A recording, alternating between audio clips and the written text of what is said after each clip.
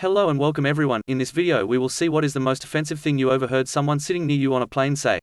And I welcome you to the Question Answer channel. The channel where you will find the answer to everything. Thanks to Alvin Decker, Mike O'Bean, Andrea Weisbart and Sue Kritz for sharing their answers to this question with us. The first answer will be from Alvin Decker. Being disabled and looking like I do, there are two things I always get to overhear. Going through TSA, my name comes up red flagged, meaning check him completely. A customs agent told me, it's due to your military career and past knowledge. What the hell does that mean? I'm in a wheelchair and have metal in my leg, shoulder, and back. I am a wand beep show. All hands pat downs in a wheelchair. You need two hips to stand, so I can't stand. Any chance I'm taking over the plane? Gunpowder tests on hands and arms. Okay, so the Navy, CIA service made me an enemy of the state or something. I think it is BS and it's profiling, but my wife said, no it's not.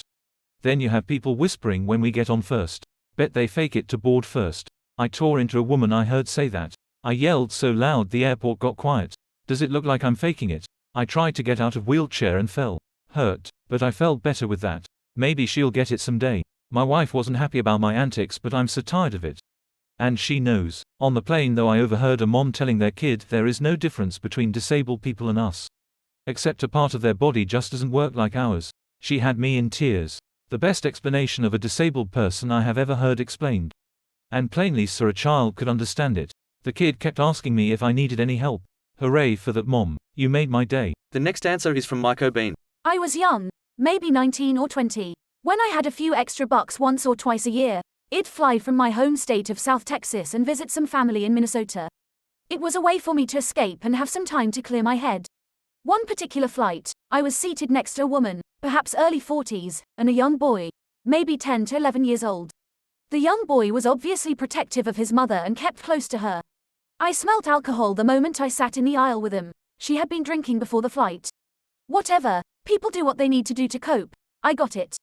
What I didn't understand what was, as I understand now, the horrid emotional abuse she inflicted on her son the entire flight. It started shortly after her first order of a vodka and soda something or other. You don't love me like you love your father, I heard her jab, out of the blue, to her young son.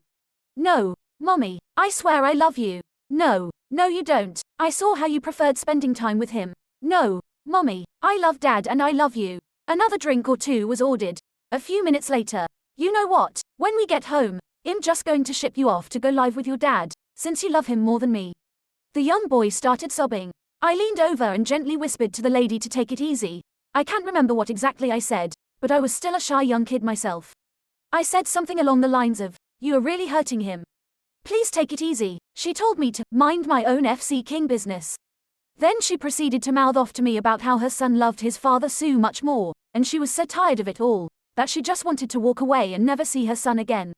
The kid was sobbing by this time. He had held his tongue so well, as if he dealt with the emotional abuse before.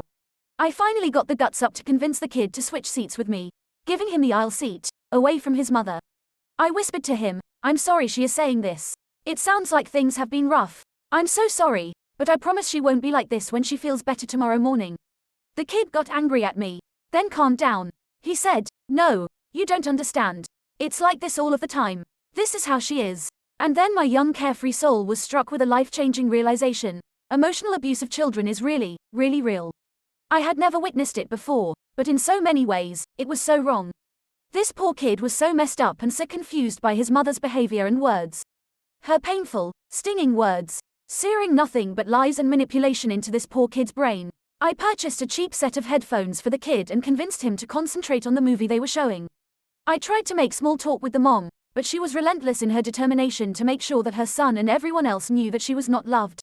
It took everything in me to not say, gee, I wonder why, but I didn't. I continued small talk with the woman until she passed out. Thank God, some peace. Or so I thought. We landed just an hour or so later. At that point, the mother should have been far more sober.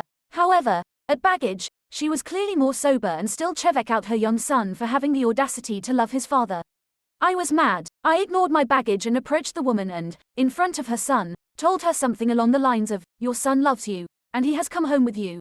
And you've done nothing but berate him the entire time.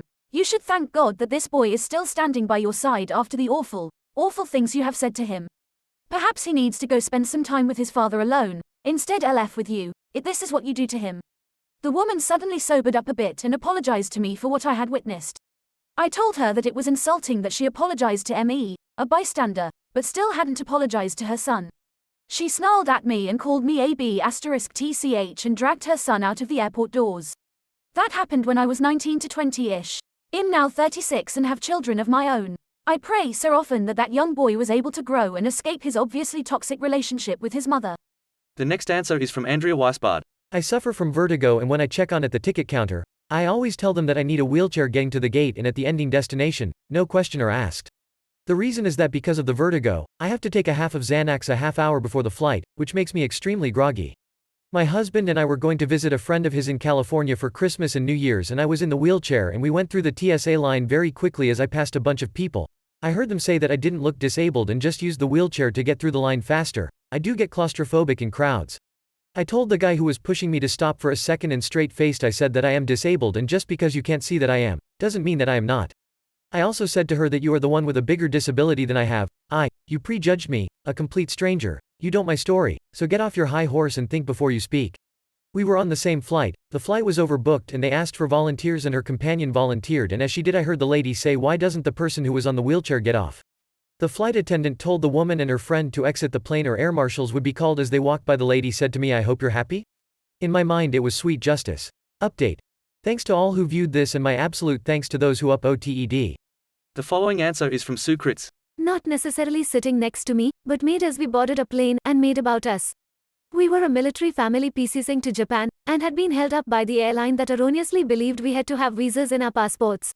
This was not the case under the Status of Forces Agreement between the US and Japan, and no amount of trying to convince the airline, whose own manual stated that only a passport and a copy of our orders was required, would convince them to let us board.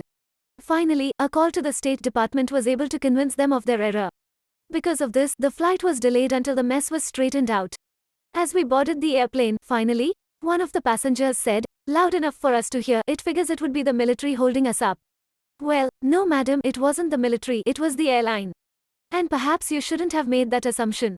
Or at least asked, or even just had the courtesy to keep your mouth shut. The video is over. Thank you for staying until the end. I hope the video has you more. If so, you can subscribe and activate the bell to miss any video. Also remember to leave a like. We are coming to the end of this video. Share your views on this question in the comments. See you next time.